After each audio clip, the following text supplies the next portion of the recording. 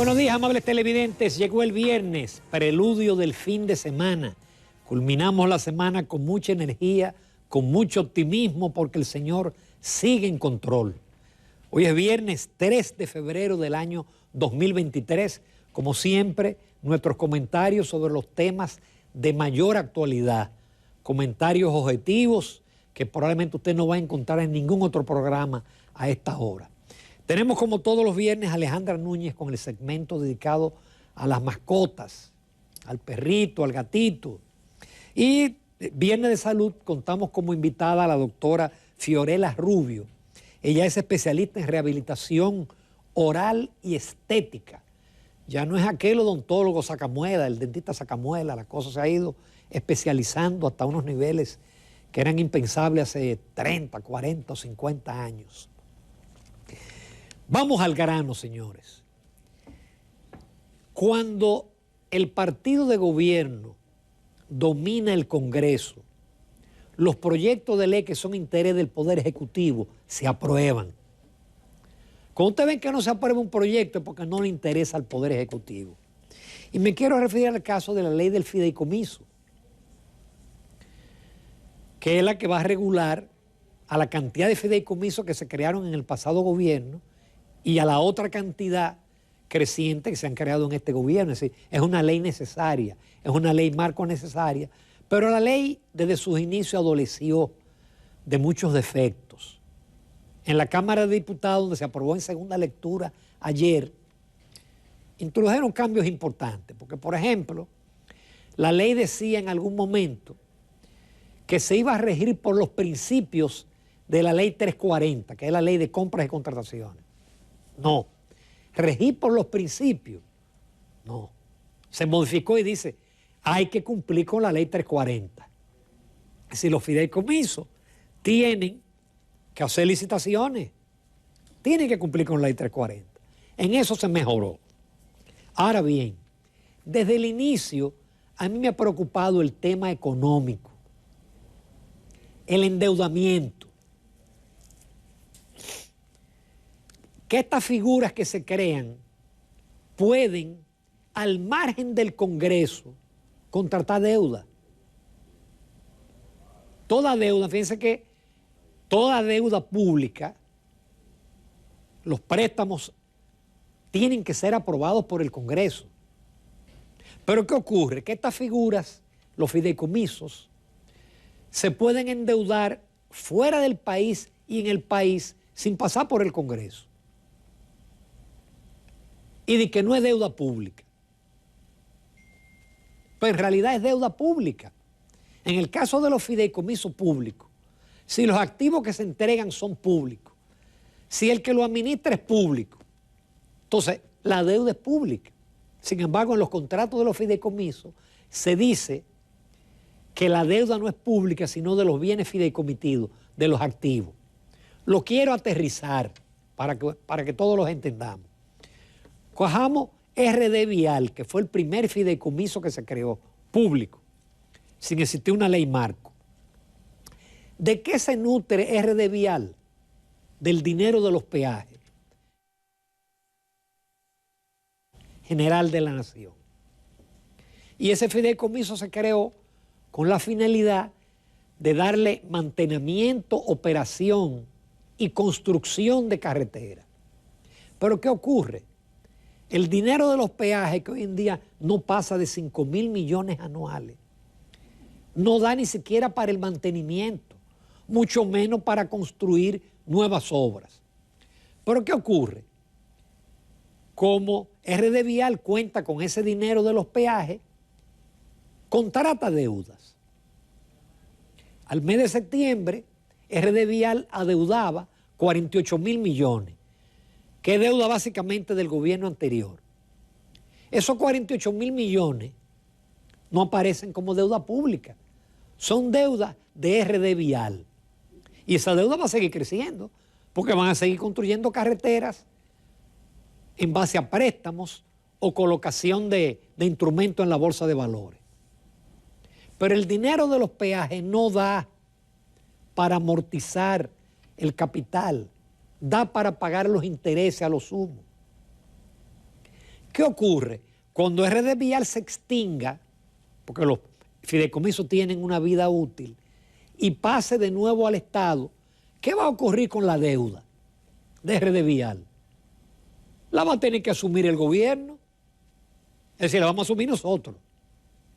Porque al fin y al cabo la deuda la pagamos nosotros. Usted y yo, y todo lo que pagamos, muchísimo impuesto todos los días. Somos los que pagamos la deuda.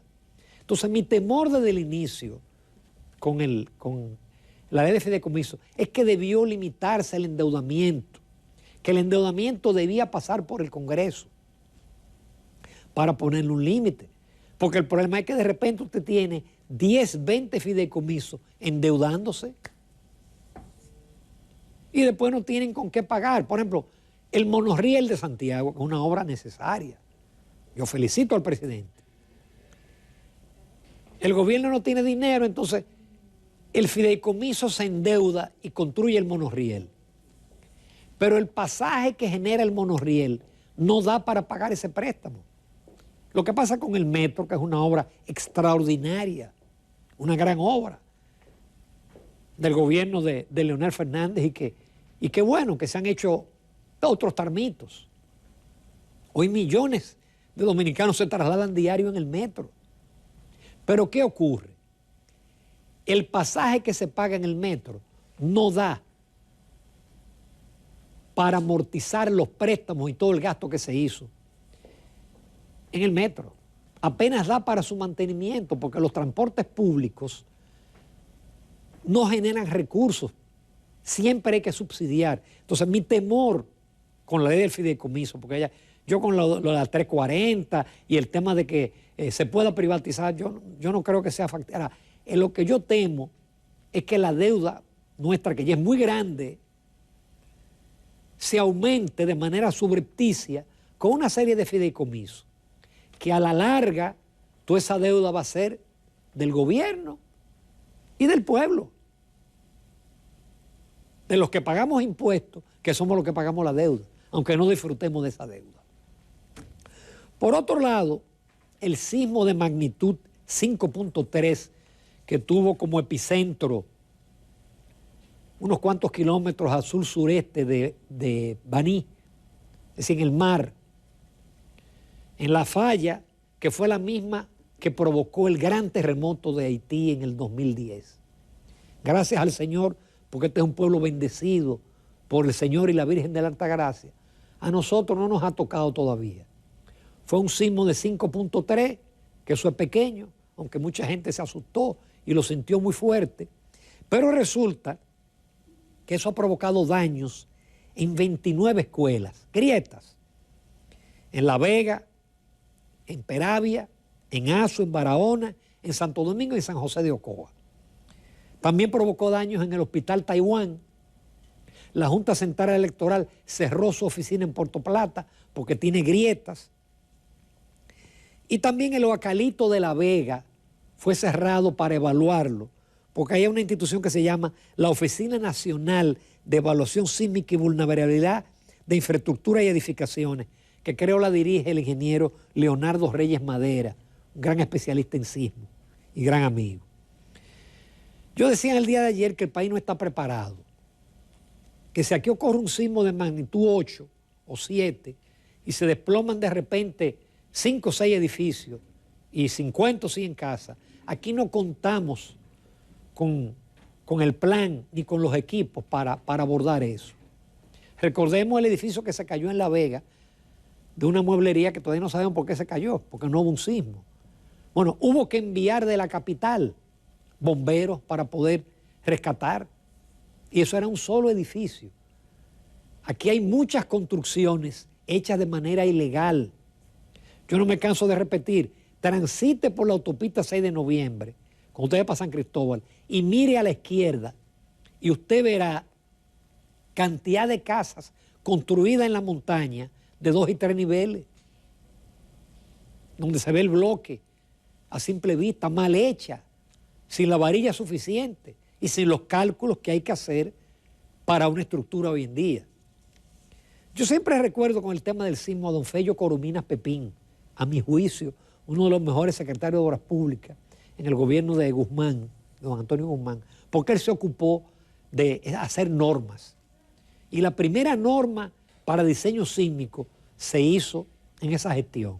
Don Fello Corominas murió, pero él estuvo varias veces en el programa. Y él hizo la observación, y eso se repitió en una reunión que tuvo el presidente Abinader con una serie de comunicadores a la cual asistió el ingeniero Leonardo Reyes Madera. Y ellos están contestes de la vulnerabilidad de todas nuestras escuelas. Aquí hubo un sismo en Puerto Plata. Esas son grietas que probablemente no son ya grietas estructurales, sino grietas en los muros. No peligra la edificación. Pero, ¿qué ocurre con las escuelas? Aquí hubo un sismo, si mal no recuerdo, en Puerto Plata en el año 98, 99, y se cayeron 3 o 4 escuelas. Gracias al Señor, fue temprano en la mañana, no fue en clase, sino la mortandad hubiera sido extraordinaria. ¿Qué ocurre con las escuelas en República Dominicana? Yo voy a tratar de darle una idea sencilla. Vea una escuela y usted verá que hay una columna. Que hay columnas, arriba hay una viga, abajo hay muros y en el medio hay ventanas. Esa es la estructura típica de nuestras escuelas, ¿eh? Columnas, una viga, ventana y después abajo muro. Don Fello Corominas decía con razón que cuando hay un sismo, el sismo genera que la edificación se mueva así. Es decir, actúa una fuerza sobre la columna. ¿Qué pasa? Que esa columna está agarrada arriba por la viga y abajo por los muros. Cuando ella se mueve, se puede partir por la mitad. Por eso don Fello Corominas recomendaba que el muro se le hiciera con una sierra, se rajara y se le metiera una junta para permitir que la columna se mueva. Eso lo saben aquí los ingenieros especialistas y se sabe en el gobierno. Que el Señor nos siga protegiendo, porque el día que aquí haya un sismo de intensidad 7.5 u 8, la mortandad y la destrucción va a ser muy grande. Que el Señor y la Virgen de la Altagracia nos sigan protegiendo. Vamos a hablar un poquito de economía, señores. Ayer, el economista Eduardo Cavallo, él es el investigador principal del Banco Interamericano de Desarrollo, tuvo una actividad aquí en República Dominicana y él trató temas muy importantes. Porque usted ve en el relato oficial y en el del Banco Central mucho optimismo. Todo va muy bien. El mundo va a haber una recesión global, van a subir los intereses y aquí no va a pasar nada. Pues no.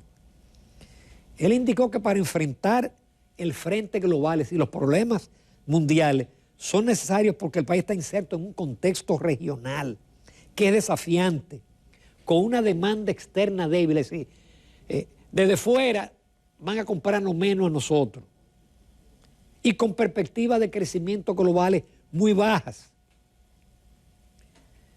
El tema de las alzas de las tasas de interés, la Reserva Federal de los Estados Unidos y todos los bancos centrales están subiendo la tasa de interés.